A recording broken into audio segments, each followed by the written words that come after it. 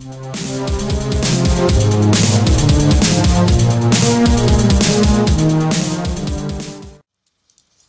decals dry off, I thought we'd have a go at painting some of this battle damage.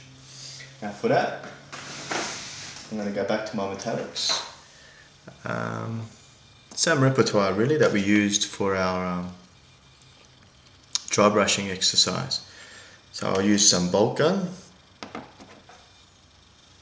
and some chainmail silver. I won't go to platter silver, which is the brightest of the silvers.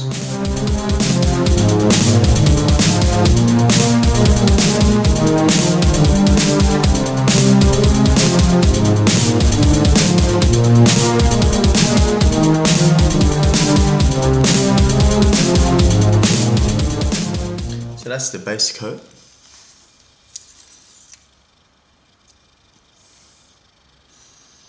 Now to that I think I might just hold off on the chainmail. Actually that looks to be as bright as I probably care to have it at this stage. But now when that's dry I might just give it some washes just to add some depth and shadows to it.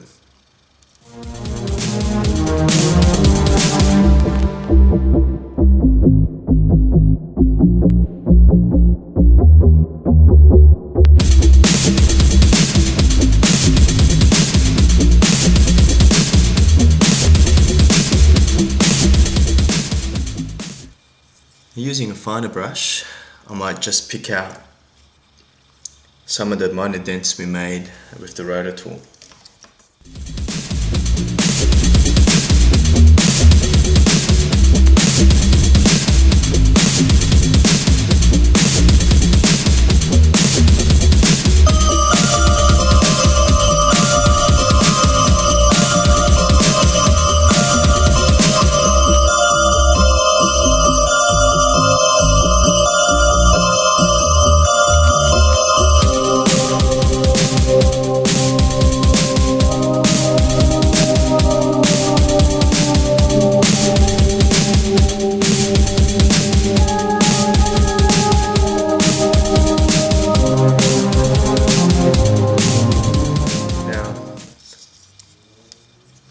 One of the things which adds to the realistic look is varying your shades that you use. So I'll be doing that by applying some washes to this base coat. I may also use different base colors as well. Now when it comes to weathering, sometimes it's best to err on the side of too little as opposed to too much. The effect really does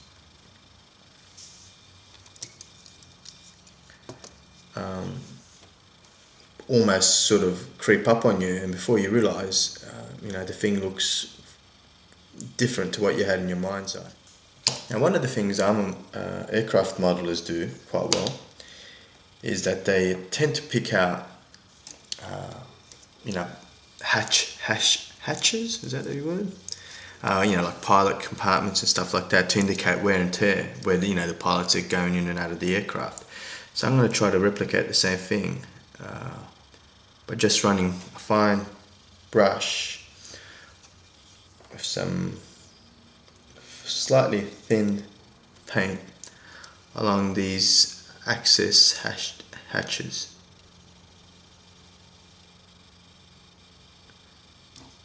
Now again, this lightly is the best idea, and I'll show you that up close once we've gone through the whole lot. As you can see, it's just a subtle effect you're looking for.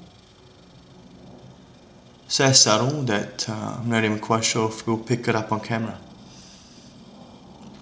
What you want to do is draw the viewer's eyes to your model, so, you know, the longer they look at it, they'll notice the little things like that that add to the overall look of the model.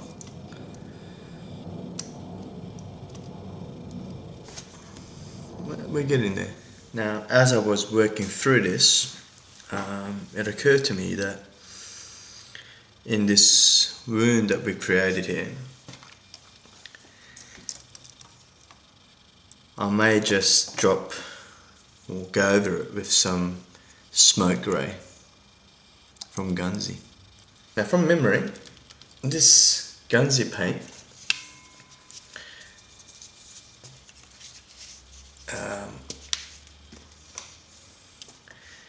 is a clear paint. From memory, yep, it is. That is a smoky look to it. So I might just use that as the wash for this base coat that we've done.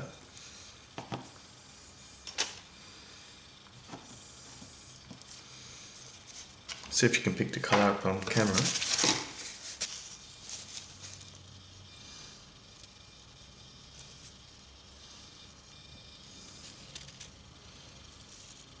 It looks like an oily, grimy colour.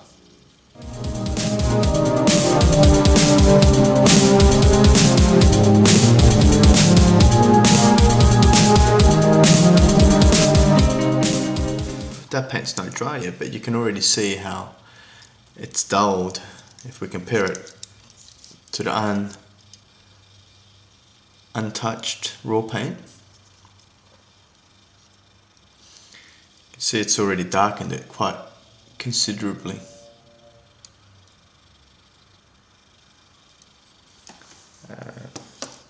That actually looks pretty good.